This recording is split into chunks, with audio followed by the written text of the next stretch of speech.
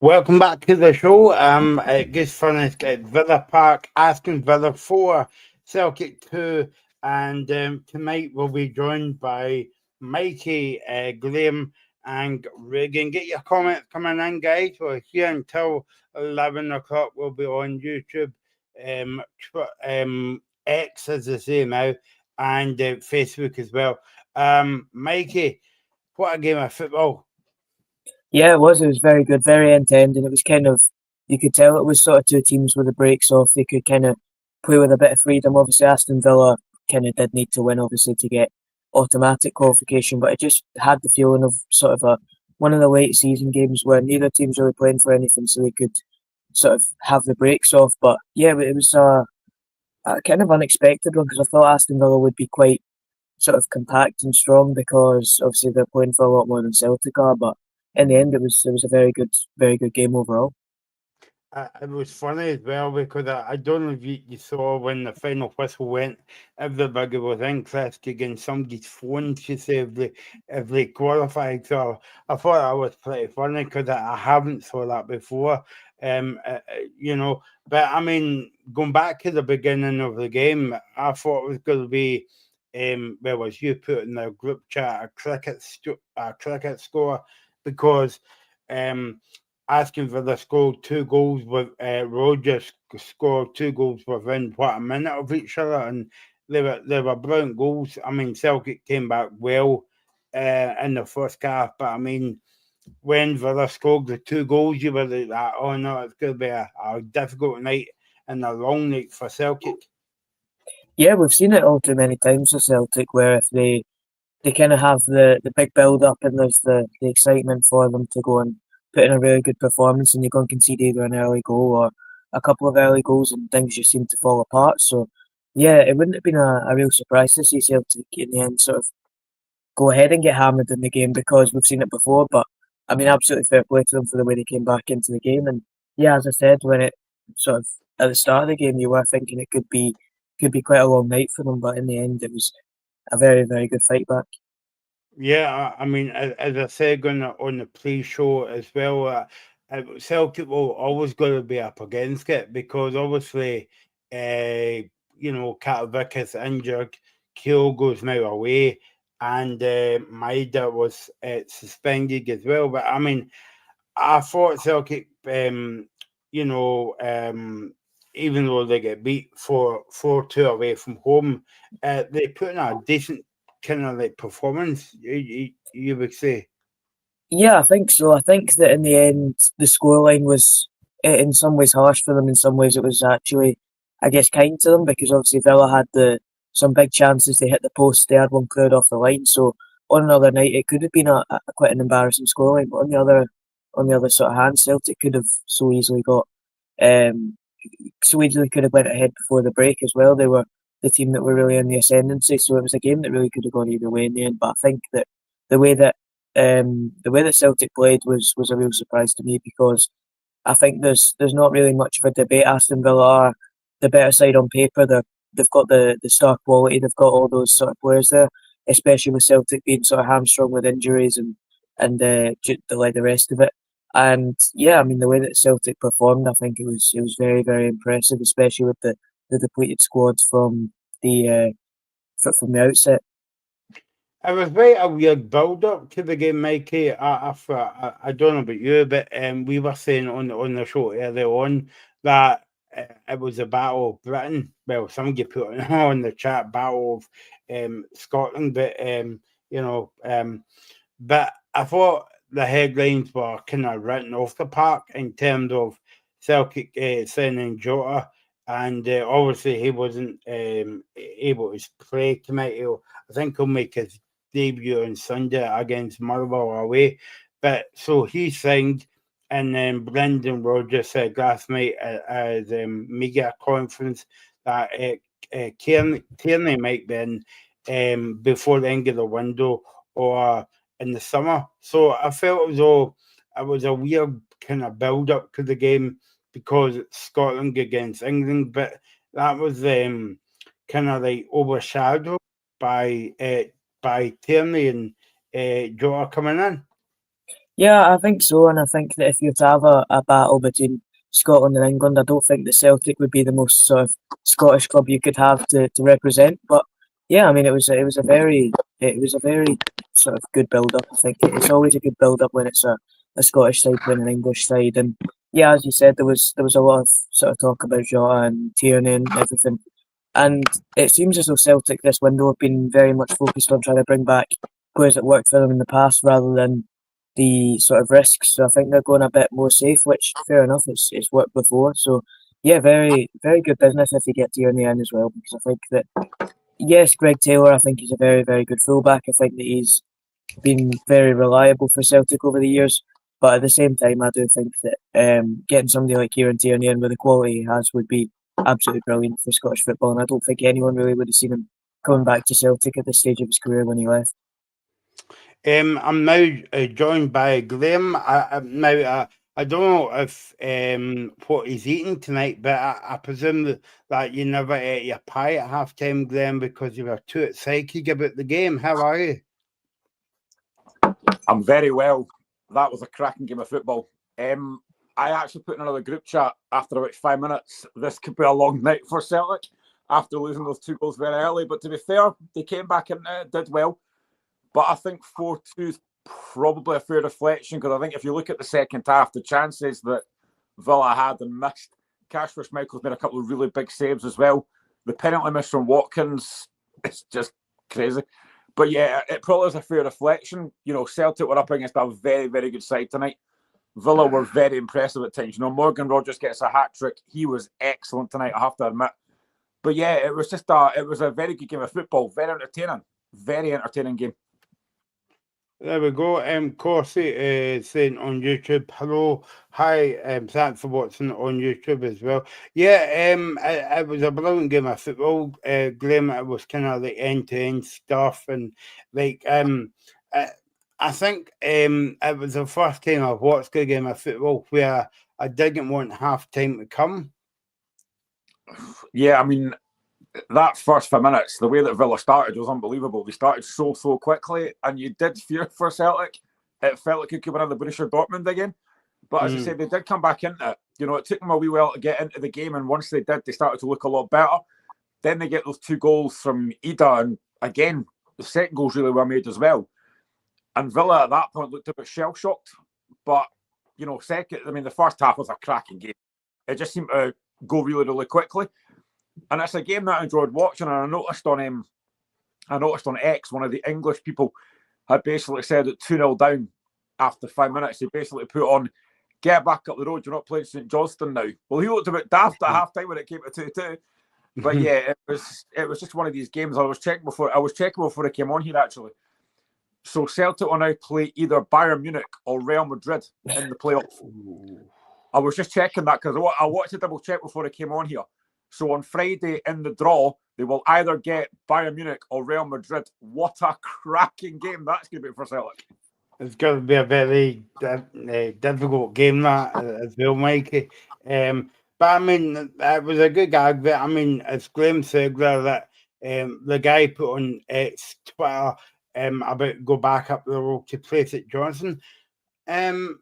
I'm surprised that he knows any of the other teams outside Celtic and Rangers, but thanks for, as well. What about Hibs and Hearts as well? Because Graham and Mikey might get, a bad annoyed at that. But, I mean, I do show you that because we were talking on the show before the game about, Celtic needs to go in and put up a good show and then not embarrass themselves. But I think they did that. I think if you cancel the first 10 minutes out the game, I thought they kind of like defended well at times on the game, and I don't think they kind of like disgraced themselves tonight, Mikey. No, I don't think they disgraced themselves. Now, I will say that I think that it was quite a comfortable performance for Villa in the end because, as I mentioned earlier, they had plenty of chances to go and win the game by more. There was one off the line, the penalty, there was a few really big saves. But yeah, at the same time, I mean, it wasn't the cricket score that I think a lot of people were fearing. And Yeah, I think that it does go to show you that yes, there is a disparity between Scottish and English football, but it might not be quite as big as some people believe it to be. And Celtic they've shown a decent performance tonight, and I think that anyone going in and sort of, I guess, mocking them after that.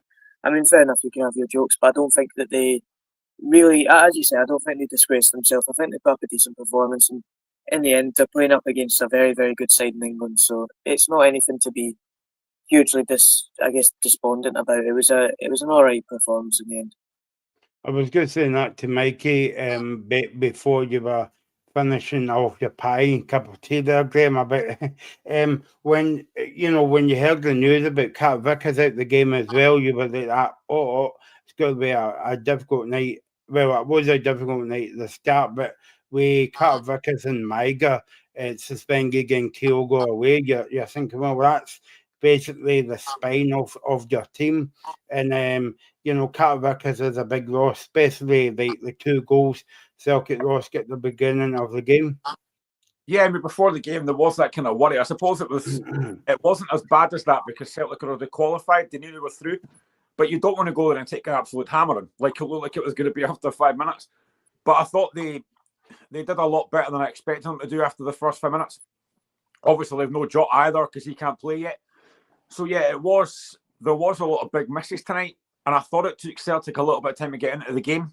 But after they did, they started to look a lot better. They started to get on the ball a little bit more. I mean, I heard Neil Lennon saying during the first half that, Celtic have got to try and play more in the Aston Villa half. And I'm thinking they need the ball first. They weren't getting the ball in that first half.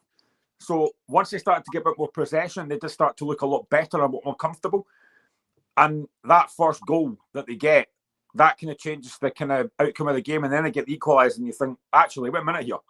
Celtic are actually going to win this game now. So it's massive respect to Celtic. They put a lot into the game. But like I said, in the second half, the chances Villa had, they could have had that game won by a lot more.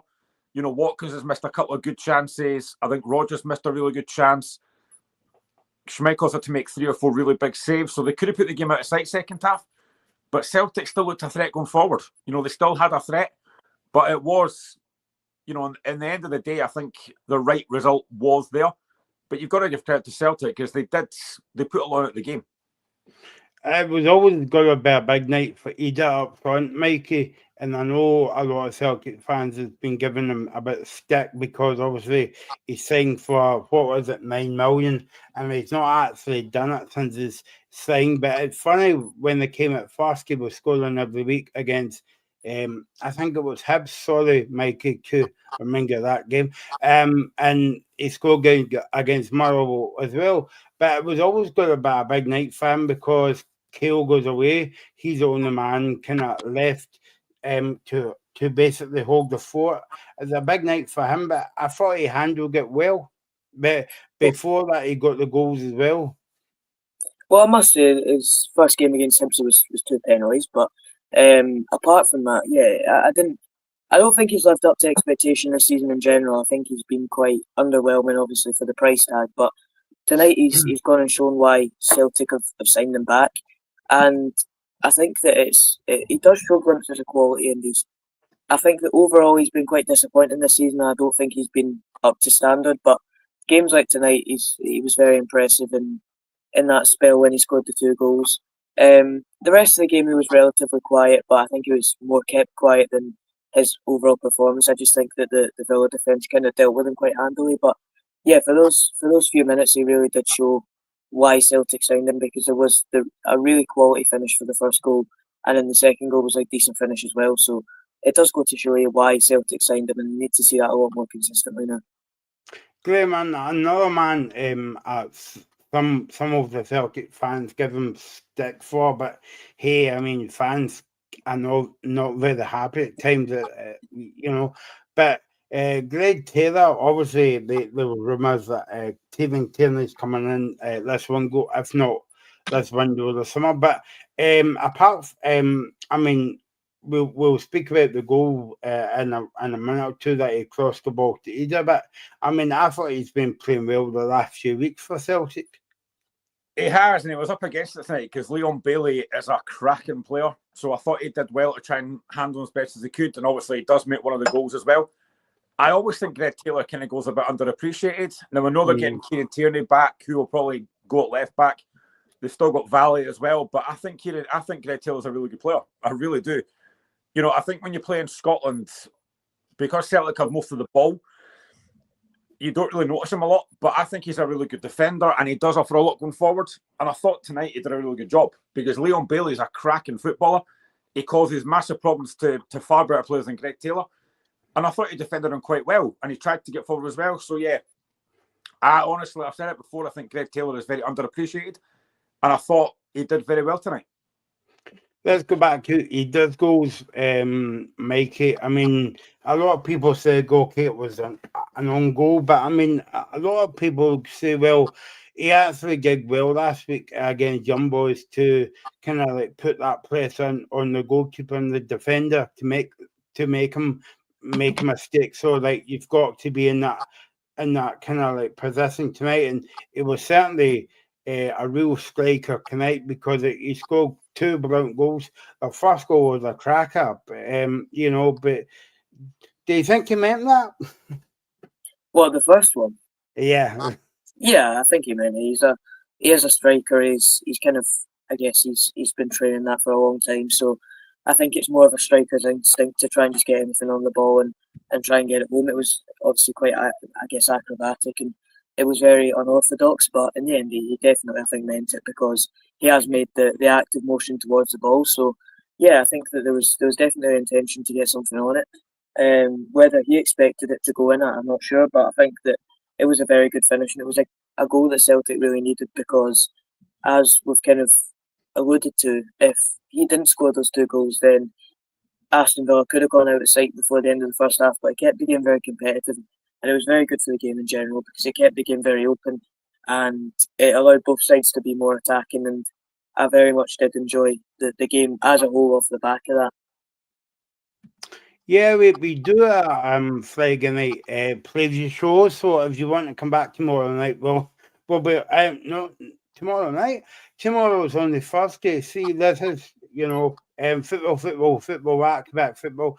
Oh yeah, a decent mistake for me. We'll be back tomorrow night as well for the Rangers game, and Friday night it's going to be a belter of a show because we've got the Champions League draw. I think is it the Europa League draw on flag as well? Because I should have done I'd imagine it will be, yeah. Yeah, and then we've got the rugby, and then we'll speak about the Stuart Kettlewell carry on at Motherwell. So a full show, and then on top of that, we've got a Falkirk fan, Alan Risk, joining us to talk about the Falkirk Livingston game on Friday night. So it's going to be a busy show. So we'll be on from 5 till 7, and then tomorrow night as well. But anyway, who needs to know about all that? We're here at the moment. Aston Villa 4, Celtic 2, in the Champions League. And I was just saying to Mikey, Graham, I don't know if you saw, but after the game, it was funny that the whole team surrounded one guy's mobile phone to see if the other game finished. And I've never saw that in my life, but it was actually quite funny to watch. Yeah, obviously Aston Villa are trying to figure out who they might play in the playoff, but I've said it last week when I was on the show with James as well that I like this format. I think it's a good format and it has worked out very well for Celtic because if it had been the normal group stages, Celtic may not have qualified. So this has given them a really good chance, and obviously they've managed to get through. But like I said, they're going to play either Bayern Munich or Real Madrid in the playoff. So that's going to be an absolute belt of whoever they get. They're probably going to go out, if we're being honest. But it's good experience for these Celtic players to play against teams like that. You know, they could be playing against guys like Mbappe, Vinicius Jr., Luka Modric, or Harry Kane. I mean, it's going to be an unbelievable games. But I genuinely think it's been a really good tournament. And I think, you know, if you're a Celtic fan right now, you must be looking forward to whoever you might get. You know, it's going to be great money as well. Great experience. So, yeah, I think it's going to be fantastic. And obviously, Villa were looking to see who they're going to get. I don't know who they could get. I haven't actually looked at that yet. But, yeah, I mean, it was very entertaining. And Mikey, I don't know if you ever watch these videos on YouTube or what about the funniest bits in football. I think you'll see the Rogers penalty for years to come on YouTube because I actually found that funny, but I didn't realise until you saw the camera bang the goal that he hit the ball twice. Yeah, well, he did sort of. Obviously, he did double hit it, and it was a very poor penalty, to be honest. But Maybe it yeah, was it trying to does. just see a scissor tap kick. You never know. Yeah, he might have been, but I think that I'd say that it was quite unfortunate because these things do happen. It looks obviously it looks very funny, but he's obviously not meant it. It's a complete sort of surprise, like one of those shock moments. But it's yeah, he obviously didn't mean it, and it was very disappointing. But at the end of the day, like they've got the win, so I don't think he'll be too bothered about it. Yeah, no, exactly. It was a bit of a weird game, Graham, because obviously when you went into the game, both of the teams were all like Aston Villa wasn't there, but you still had it. You still had it in your feelings that Aston Villa was going to qualify anyway. So basically, what I'm trying to say is both teams qualified, and it was a bit kind of unusual to see that. Yeah, I think because it was a Battle of Britain, it made it that more interesting because neither team wanted to lose. You know, they both wanted to try and win the game. And you can see that right for the start, Villa wanted to win that game. They wanted to prove a point. And the first 5 minutes, they certainly did that. But I think Celtic were a little bit spooked at the start of the game, but then they did come back into the game. You know, they wanted to give their travelling fans something to shout about. You don't want to go down and get absolutely hammered like a lot that were going to. So there was quite a bit, even though both teams are qualified, there was quite a bit on the game because they both want to try and win the game because it's the England-Scotland. So yeah, it did make it more interesting. I've seen a lot of games this season, domestically and Europe, that have been pretty poor. But that game tonight was a really, really good game of football. Very entertaining. Both teams trying to go for it. Numerous chances, good saves. It was a really, really good game of football for a game that essentially really didn't mean anything. But it was just because it was a Battle of Britain. That's what it was about. And obviously, as Dag play get Villa, Mikey, I'm picking about Pika Schmeichel. There was too many P's in that sentence there. And obviously, Kasper Schmeichel made a few good saves, but obviously, he was basically he kind of played well in the second half. It was a bit unlucky for the goal. Obviously, it wasn't his fault, but he played well to make it Villa for Celtic. Yeah, I think he did. He made some very big saves, and it would have been quite considerably a worse result for Celtic if he wasn't in goal. There would have been, you could have maybe said that it would have been maybe 5 or 6 had he not made those saves that he did. So, yeah, he had a very good performance. And I think that he's really showed up in quite a few European games this season. I mean, all you need to do is go back to last week to see. So, yeah, I think he's been a revelation at Celtic, and he's been very surprising for the age he is. Obviously, we knew the quality there, but you didn't know if where he was nowadays with the. He's obviously his time at Anderlecht, and he'd been away from the top level for a few years. So to see him come into the Champions League again and perform to the level he's done is absolutely brilliant. That would get obviously it's buts and maybes going right, but that would have been a good game for Kyogo because the service into the box, and Kyogo lives off these kind of balls, but obviously he's not there now. But he would have loved to play in that kind of atmosphere and that kind of game. And I still say it, if Celtic got beat last week and had to win tonight, it would still be here. Yeah, possibly. I mean, it's a decent move for him. The Celtic get £10 million for him. He gets a decent move, although to a team that's struggling in France. But I mean, I think Ida did work really hard tonight. He got a couple of goals. I don't think Yang did enough. I don't think he could be a regular starter for Celtic. But No. there was times that I thought, obviously, had Kyogo been there, a ball over the top, his pace runner on it, or even Maeda might have caused Villa more problems. Yang, for me, is just, it doesn't really look Celtic level. I thought Kuhn was quiet tonight. He couldn't really get involved in the game. Obviously, he does got his couple of goals. He was probably Celtic's best attacking threat. But I think a lot of the problem for Celtic was they couldn't keep hold of the ball when they got it, especially second half. They couldn't keep hold of it. It was just constant Aston Villa pressure. it would have made it a lot harder for Kyogo if he had been playing. But I think it's a good move for him, decent move for Celtic. And they've got money for him now as well, which I'm assuming they'll probably spend in the next few days. Now, I know that Reagan has just come on from the subspens. Hello. Hi, Reagan. Oh. Maybe he's still behind the couch. I'm not very sure. All right, guys, I'm back. How you doing? Yeah, There we go. good to hear you again. How we doing? Yeah, what do you think of that game? I thought first half, obviously, the first 2 minutes was a bit stressful to watch, but thought after that Celtic grew into the game. I thought Schmeichel was brilliant. But I think overall, I think Celtic can be happy with what they've done. Hatate has a good chance at 3-2 as well to make it 3-3 when it just goes by the post. But I think Celtic done themselves proud, and because I was after it going 2 goals in 3 minutes, I was sort of thinking this could be a long night. This could be 5-0, 6-0, but Celtic really dug in there.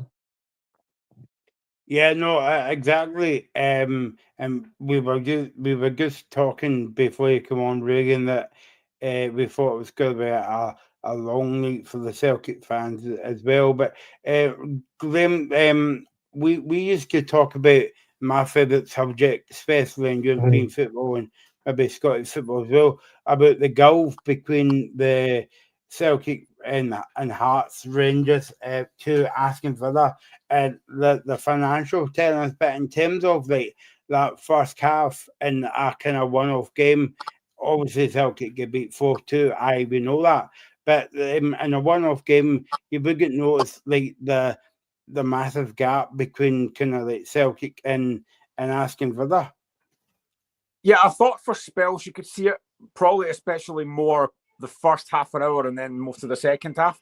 I thought you could see the gulf in class and the gulf in quality. But there was times where actually Celtic did look quite good. And obviously, look at the second goal. It was really good build-up from Celtic. So I think Celtic did show, and they've shown it previously as well. You look at even, what it was, a couple of seasons ago, they played Man City as well in Europe. They have shown that they can play well against these types of teams. But it's doing that consistently. And that's where I think Celtic, with the money they're getting out of the Champions League, the money they've got from Kyogo, they can strengthen. They will probably get better. But I think right now, I think if Celtic were in the English Premiership, they'd probably be around mid-table, I would think. Because I think they can definitely compete against teams like, I don't know, like Leicester, maybe even Spurs. Spurs right now. Yeah, I think they can compete against teams like this, but it's trying to do it consistently. In a one-off game like that, they've definitely showed they can do it, but it's just that little bit more You look at Ollie Watkins, for example, tonight. Even though he missed the penalty, his work rate was really, really impressive. He was constant, non-stop. You look at the fourth goal. Yes, it's a mistake by Dane Murray, but you don't get that amount of time in Scotland. You've always got somebody pressing you there, like Ollie Watkins was doing. And he showed his quality tonight, which is why Arsenal are looking at him. But I do think at times tonight, Celtic actually did well. But for Kasper Schmeichel and a few other missed chances, Aston Villa could have won that game by a lot more. Mikey, I've got to ask your opinion about Hibs. Obviously, we're not on to talk about Hibs, but I think your fan club's just come in. Is because if I don't rig it out, I think that this boy or whoever it is going to have a bit of a meltdown. So you need to tell tell us your thoughts on Hibs, and then we'll come back to the Celtic game. In what aspect? Well, can you not see his comment? No. Oh, yes, that's not actually a real player, Michael. So you, I guess thought it was going mental because I was watching the Heart Standard yesterday, right, with Joel Sked, and somebody made a comment at the end asking about what do you think of this player, and it was a totally made up name, and Joel fell for it, and you've just done exactly the same thing with that. Yeah, I mean, I've just got egg on my face now, and basically, I thought it was going to get annoyed because here's another comment in as well, and I thought, oh, under pressure, it's quite hot in here tonight. Regan, you don't. Well done, 1-0 to you, whoever you are. Well done. You're not getting your comment up again. Regan, it's very hard to single somebody out tonight from the Celtic team, especially when you go away in that environment. But I thought Alistair Johnson, for me, played man of the match for Celtic. I thought he did play well. I thought he dealt with Watkins and Bailey, and obviously Rodgers scored a hat trick. But I thought there was a few times in the first half where Rodgers was just getting in with ease. So I think Johnson did well. I think that the other ones you could probably say was good. A great few balls in big Greg Taylor as well. I thought Ingles did well for the wee flick for the first half, but I think probably the standout would be either Meter with those two strikes for Celtic. Yeah, no, we spoke about that before. Hold on a minute, guys. I'm just getting my custard pie. It's quite nice when it's cold. But yeah, I mean, I thought he did pretty well. We mentioned this on the pre-show, Reagan, about this is going to be a big night for him because obviously he's leading the line, and obviously Cool goes away as well. But he did well to win back maybe some of the Celtic fans that's kind of doubting him as well, but he did well for the 2 goals. That's what you want to be as a striker in the box at the right time, and they did that tonight. I mean, there's been a lot of criticism, like you said, of Adam Meader, but he's proved tonight that he's did okay. And there was one in the second half, I don't know if you remember it, Graham, where he he wins the corner from it, but there was a chance just to slide Palmer through. Uh-huh. So I'm just having a look here. So, I mean, Celtic finished above Man City, and I'm just looking at this. Real Madrid could play Man City or Celtic in the playoff on Friday. I would take Real Madrid. Celtic will be the amazing, Graham. Jude Bellingham, we've got Rio Hatate. Liam Scales against Kylian Mbappe. Oh, bonus! Love to see that. Choose commenting on YouTube. I want your thoughts on this, Reagan. That he says, big club in Britain can't beat Villa. Well, Celtic weren't expected to beat Villa. I mean, Aston Villa, as we spoke about, have got tens of millions of pounds. They play in the biggest league in the world. People talk about, so I don't know what that comment is talking about personally, because Celtic are going to go in there and to get pride back, and I think they've done that. They've scored 2 goals, so I don't know what people are expecting.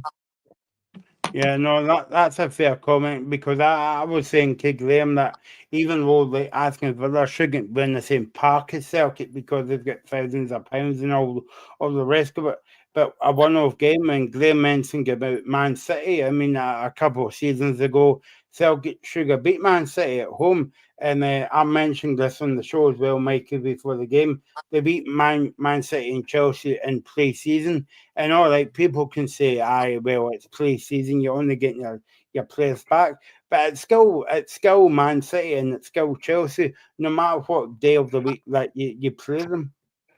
Well, it was a pre-season friendly, so I wouldn't put too much into that, Michael. But I think that, yeah, I know, but it didn't count for anything. It was like the third team playing, but I get your point. But the guy, I assume that what the guy's meaning is that Celtic fans do say a lot that they are the biggest club in Britain, which they do, in fairness. So, he's entitled to say that, I think. But at the same time, yeah, they're not expected to go and beat Villa. And the only thing that I find funny is the sort of role reversal from Celtic between the league and sort of Europe, when it goes from like the entire sort of the huge disparity in terms of budgets in the league, and then it kind of flips on its head when it comes into Europe. I do find that quite sort of entertaining. But yeah, I will say that it is fair enough losing to a team like Aston Villa with the budget that Villa have. It is, you can't really be expecting to beat them. There you go. I'm going to put this comment up because it's the last comment you'll have on the show. So enjoy it. He says 1-0 to him. 1-0 to him. Yeah, that's good. Yeah, fair play. Right enough, it's going to VAR, so it might be ruled out for offside. But yeah, thanks for watching on YouTube. This is a belter of a show tonight, by the way. Yeah, so keep your comments coming in, but on until 11 o'clock. Graham, what do you think of that comment? Big club in Britain who get beat Villa. I wonder if that's a headline for the paper tomorrow. Don't know. Well, I mean, Hearts are the biggest club in Britain, so he's wrong about that in the first place. Oh my God! Again, I'm only saying that because Mikey's here. But I mean, I think generally, I can understand where he's coming from. But yeah, I mean, I don't think any Celtic fan really expect to beat Aston Villa, especially the team that Celtic had out tonight with the players they had missing. And Celtic had already qualified. It didn't matter. It didn't really matter at all. So I wouldn't be overly concerned. And I think if you look at the last two games that we played, the Battle of Britain, Rangers against Man United last week, I don't think Man United looked that great. Rangers should have got a point. And then tonight, Celtic competed very well against the Aston Villa side that are a very good side. So, you know, I think I can see where he's coming from, but nah, Celtic were never expected to win that game tonight, I don't think. Reagan, I know this is a bit. I know this is a bit daft of me saying this. Celtic get beat tonight 4-2, but do you think they'll take a bit of heart from that performance going into the game against Motherwell on Sunday? I think they will because they could easily got beat by 5 or 6 in that first half. With how Aston Villa were playing in the first 20 minutes to half an hour. So I think Celtic can take real pride. They can be happy enough. They can think, right, well, we're actually coming out there with a sense of pride. And they can feel that, because if you look at the overall Champions League tournament for Celtic so far, they've been away to Atalanta, they've beat RB Leipzig, they've beat Young Boys. So they've been a very good Champions League campaign. So I don't think there's much to complain about. I think when you consider the hammering they took from Borussia Dortmund, I think a lot of folk thought this is going to be a step too far for Celtic. So I think to have come out of that and qualified, I think it's a pretty good effort from Celtic. Graham, I think that set the tone actually as well. But what I was saying on the show before was you would rather have Borussia Dortmund at the beginning of the group because like that was the second game in. But you know, you would rather have them the first game or the second game in. But like you wouldn't want them in the middle of the group because that's kind of when you get to the kind of like business end. Yeah, and I thought Celtic learned lessons. I think Brendan Rodgers learned lessons after that as well, not to be as open as that against teams like Dortmund, because that could have been double figures quite comfortably. But they did learn lessons, and I think the home games really helped. You know, the teams they had at home were all winnable games, and they did very, very well. So yeah, I think having them early did help. Because that game was an absolute hammer. You know, I think we did the show that night and we just thought, wow, that's an absolute battering. So to have qualified, I think is a really big achievement for Celtic. Although it probably won't last now because, like I said, they're going to play either Dortmund, they're going to play either Munich or Real Madrid. So they're probably going to be out. But it's still a big achievement. Yeah, exactly. And I've kind of agree one each against this guy. He says, I'm really scared for that, Michael. We're into injury time here and get set a draw against you. One each. Can we shake? No, we can't. Yeah, I'm on the kick. So I was asking for the 4 Celtic 2 if you just joined us. Where have you been? Because it was a brilliant game of football, Mikey. Very kind of end to end, very kind of open as well. But Aston Villa just had that wee bit more. Yeah, I think that on another night, as I said, they could have won by more, they could have won by less. But yeah, as you said, it was a very good game of football. I think that both sides came into it with a level of freedom that we haven't really seen. So yeah, I was very happy watching the game. I think that these types of games can be very boring at times when one team's trying to play for something and one team's kind of, I guess, just sort of free and can do what they want. So that's want to I get. guess what we can. What was that? I want to ask you guys a question. Do you think that Brendan Rodgers put Dane Murray on the park to kind of show the board that he needs a centre half? Because No.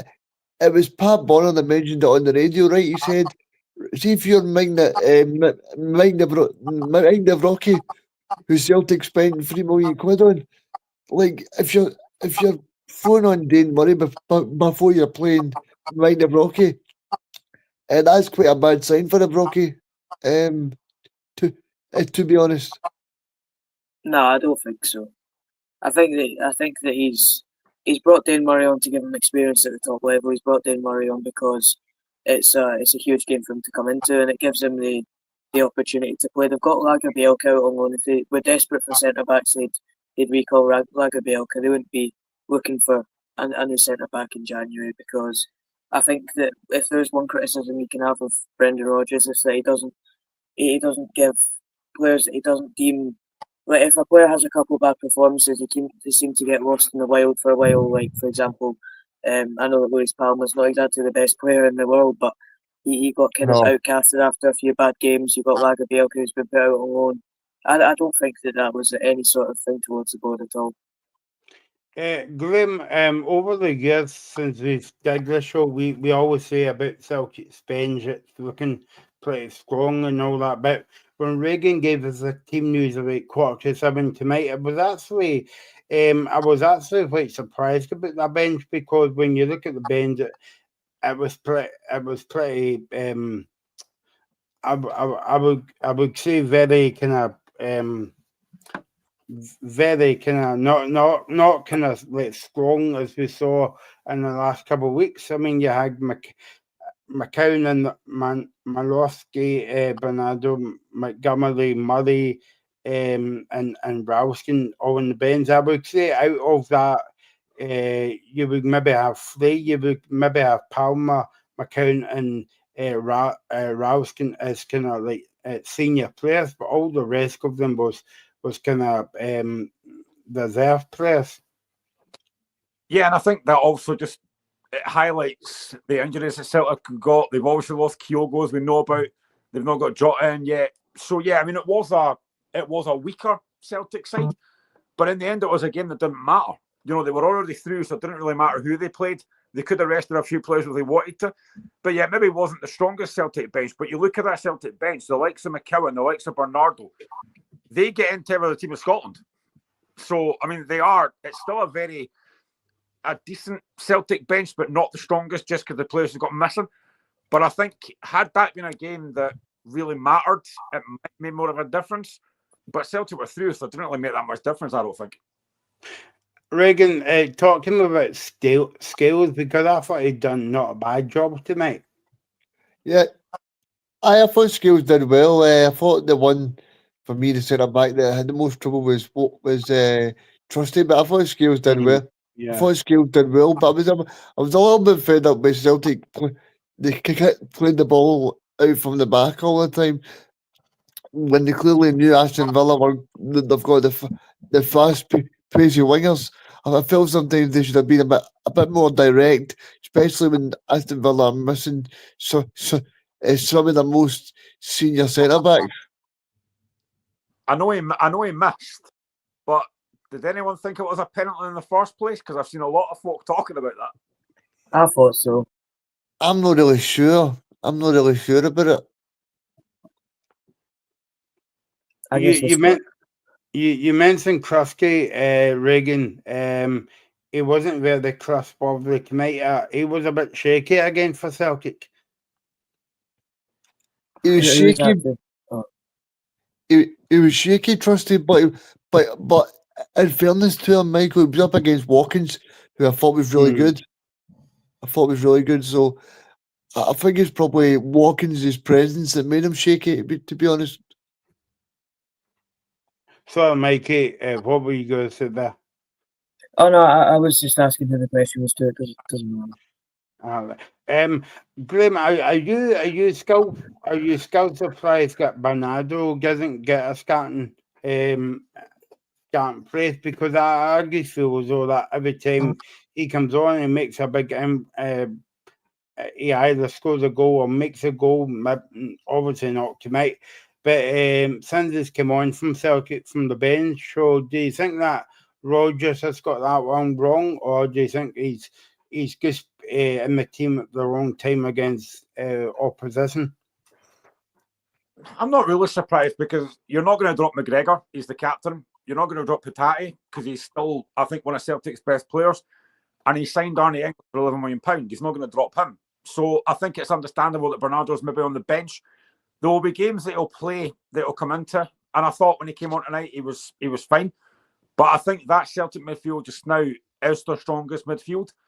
And he will always go with that unless there's obviously injuries or whatever. But yeah, I think Bernardo's just going to have to bide his time. He's a cracking player, no doubt about that. But I think the Celtic midfield just now is very, very strong. And unless something happens to change that, I don't think Bernardo's going to start a lot of games. Yeah, Sorry, Michael, I'm just going to say I think Graham's spot on. I think Bernardo's a good player. And I think he will start a lot of games because Celtic have still got a lot of games in the league. They've still got a lot of games in the Scottish Cup as well. And obviously they've still got these 2 games in the Champions League. So Brendan Rodgers might need to rotate as well because you're not able to put these guys through 60 matches all the time. You're going to have to take McGregor out at some points and play Bernardo and play Luke as well. And you're going to need to be able to rotate. And that's why he's got a strong squad in there so that he's able to rotate. Because if you look back to last season, that was probably the bad thing for Celtic. If you look at the bench last season, there wasn't really that strength and depth of squad. Celtic will have a bonus making in the next round, not because they're up against the best team in the world, but also they'll have Jota available to play. Yeah, Jota's a very, very good signing. Yeah, and Tierney as well. I was going to say if he comes in. Well, I think that. Oh, go ahead. No, I'm just going to say I think Tierney will be in, Mikey, because for me, Celtic don't let a player of Vai's quality go. I don't know what you think, Mikey. Well, I think that it's obviously guaranteed for the summer, and I think that he might come in January, might not. But it was very weird to see Vai go because I don't think Taylor would be comfortable with second choice. So you'd kind of imagine that Taylor will be off in the summer as well. So they're going to need to bring in another left back anyway. So I think that Vai was the one that you're kind of sitting there thinking Vai is the natural second option anyway. So to get rid of him was a very weird decision. And I mean, I do think that Tierney might come in, but I don't know if it's in January. Obviously, he will be in the summer, but I don't know if it'll be in January. And obviously, Jota is just for European football, he's a big boost, but for Scottish football, it's just that's just a ridiculous signing to make for Scottish football. It's unbelievable the talent that he's got. So yeah, I think that more money going into Celtic's exactly what Scottish football needs at the moment. But yeah, 2 very, very good signings. Michael, I'm going to make a prediction and say by this time next Monday, Tierney will be a Celtic player. Because I don't think Brendan Rodgers lets a player of Vai's quality go to not bring Tierney in. Because I think he's had assurances from the Celtic board that they will be pushing to get it. Because if you look at they're talking about a £3 million loan fee, then now Celtic get £3 million for beating Young Boys last week. So they'll be clearly saying, right, this is a player that we need in. Because like Mikey's saying there, then they're going to have to go and sign a left back until the summer anyway. And I was looking at Arsenal's squad, Mikey, and they've still got they've still got Tommy Asu that can play left back as well when he comes back from injury. So it's not as if they're really struggling for left backs, Arsenal. No, definitely not. I think that it would make sense for Kieran Tierney, it makes sense for Celtic, but the one person that I can't see fitting into that, as I said, is Greg Taylor, because I doubt he'd settle for second choice. So I assume that he'll be off in the summer, and that's when the whole second left back debate comes into question again. Reagan, here's a question for you. You made a prediction about Kieran Tierney. By the close of the window next Monday, will Celtic have a new striker in, or will they rely on Johnny Kenny to step up? They need to have a new striker in because I think Brendan Rodgers will be chopping down on that door. I don't think he lets a player of Kyogo's quality go at this stage. I've heard a lot of debates on this show and other shows about the fact that Celtic are 13 points clear or whatever, and the league's finished or whatever. I get that it probably is finished, but Celtic still need a quality striker in to get this title over the line and do well in the Scottish Cup. So I expect Celtic to get a striker of quality in. And I think as well, Graham, I think Brendan Rodgers has shown over the past 2 years now that he's got full control now. Because I don't think that if you've got Neil Lennon or someone in charge, they don't push for Tierney. They don't push for £11 million. But it's because Brendan Rodgers he's got that authority, Graham. That he's got that elite manager where he's been there and done it, and he's not going to accept second-rate players. And I think he's been justified by spending all this money because Celtic have qualified for what they set out to do. And also, Graham, I was reading yesterday that Celtic are going to have a few qualifiers, so I think they'll need to have the striker in by the end of January just to settle in that striker, because it'd be very difficult if you got the striker in July and then a week later you've got the Champions League qualifiers. It's a bit difficult to say to that striker, look, you're going to have to step up right away. So I think it's very important that he gets used to his new teammates and that. And plus, we've got to remember, Graham, as well, that Brendan Rodgers said at his press conference on Friday, but he also said a few weeks ago as well that Kyogo basically wanted to go. So, like, the Kyogo came to them a few months ago. So, I think Celtic's been working on it in the background as well. John Joe Kenny, I think he's no disrespect to the guy. I think he's suited to Scottish football in a way, in terms of like, I actually forgot he was a Celtic player until we came back. But I think he came on against Ross Kintney, did he not? And maybe scored a goal. So I think he's okay for that kind of level. But you know, the Champions League is a kind of like step up as well. So I think Celtic and Rodgers and the board has been working on that in the background very quietly. But yeah, maybe Monday or maybe by the weekend as well, Regan. Hopefully, because as well, you've got a lot of games, and I don't think you can rely put a guy in John Joe Kenny and go, right, you're going to be the main man now. Because as well, Graham, as Michael rightly says a bit a minute ago, it was only a couple of days ago people were criticising Adam Ida and saying he wasn't good enough to be a first choice striker. So I don't think you can rely on him for the rest of the season to play every single match. And of course, Dyson Maeda, he's more about running power and about chasing people down. He's not really about, of course, he can score the odd goal, but he's a totally different striker to what Kyogo offers. So if you're putting me on the spot and saying, would he be able to score a lot of goals? I think he would score a fair few, but I think Celtic still need that extra bit of quality. Maeda misses the first leg of the playoff as well, whoever Celtic get, whether it's Madrid or Munich. Wow. Oh, that'll be interesting. That's a big blow.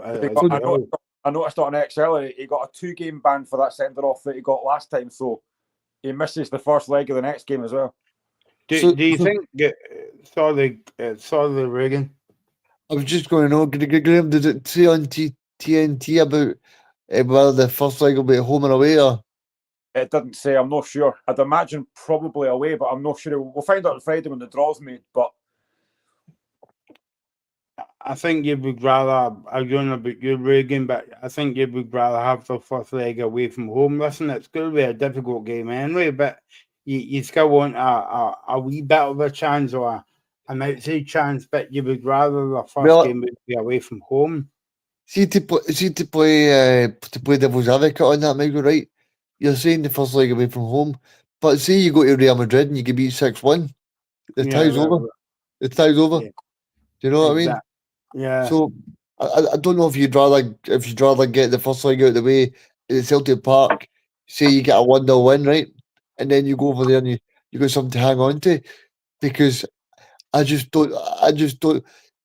remember 2 years ago when Jota was here and stuff like that, and Celtic go away to Real Madrid and get beat 6-1. And that's what I mean. I don't want it to be over after the first leg, because can you imagine going to Celtic Park for the second leg? There'll be no point going. I know what you mean, because we played Tottenham in 2012. We were 5-0 down for the first leg at home, and we had to go. I remember it, Graham. I remember it. Pointless. I remember it. Rafael van der Vaart scored a few goals.